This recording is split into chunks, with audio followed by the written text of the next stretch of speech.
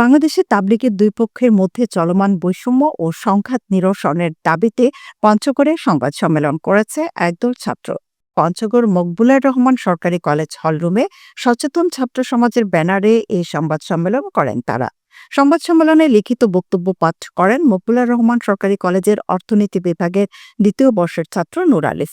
এ সময় ৩টি প্রস্তাব তুলে ধরেন তিনি। প্রস্তাবগুলো হলো, উভয় পক্ষ যেন তার সর্বোচ্চ মুরব্বীদের নিয়ে জোর ইজতেমা সহ অন্যান্য কার্যক্রম পরিচালনা করতে পারে তা নিশ্চিত করা, কাকরাইল মসজিদ ইজতেমা ময়দান ও দেশের প্রতিটি মসজিদে উভয় পক্ষের আমলের সমতা নিশ্চিত করা ও শান্তি ও সম্প্রীতি বজায় রাখতে উভয় পক্ষ একে অপরের বিরুদ্ধে উস্কানিমূলক বক্তব্য থেকে বিরত থাকা এবং ২০১৮ থেকে ২০২৪ পর্যন্ত ঘটে যাওয়া হত্যাকাণ্ডের বিচার বিভাগীয় তদন্ত করে দোষীদের দৃষ্টান্তমূলক শাস্তি নিশ্চিত করা।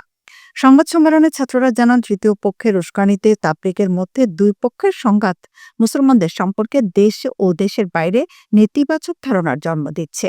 দিন দিন দুই পক্ষের মধ্যে বৈষম্য ও সংকট বাড়ছে। সংকটের কারণে বাইরের দেশ থেকে তাবলিগের অনুসারীরা ইজতেমায় আসতে দ্বিধায় পড়ছে। এভাবে চলতে থাকলে সংঘাত বাড়ার পাশাপাশি হাজার হাজার বিদেশি মেহমানদের মাধ্যমে দেশের যে আয় হতো সেটিও বন্ধ হয়ে যাবে। তাই দ্রুত বৈষম্য ও সংঘাত নিরসনের জন্য প্রধান উপদেষ্টার কাছে দাবি জানান তারা।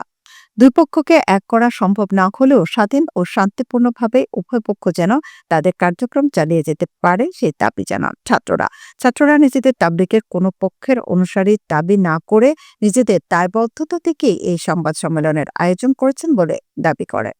এ সময় অন্যদের মধ্যে পঞ্চগড় নুরুন আলা নূর কামিল মাদ্রাসা ফাজিলের ছাত্র ফিরোজ আলম, মকবুলার রহমান সরকারি কলেজের অর্থনীতি বিভাগের ছাত্র রাকিন আফসার বর্ষ, ব্যবস্থাপনা বিভাগের ছাত্র সাজ্জাদ হোসেন, ঠাকুরগাঁও সরকারি কলেজের অর্থনীতি বিভাগের ছাত্র রিফাত হোসেন ও জগদল ডিগ্রি কলেজের ইতিহাস বিভাগের ছাত্র সাদেকুল ইসলাম উপস্থিত ছিলেন।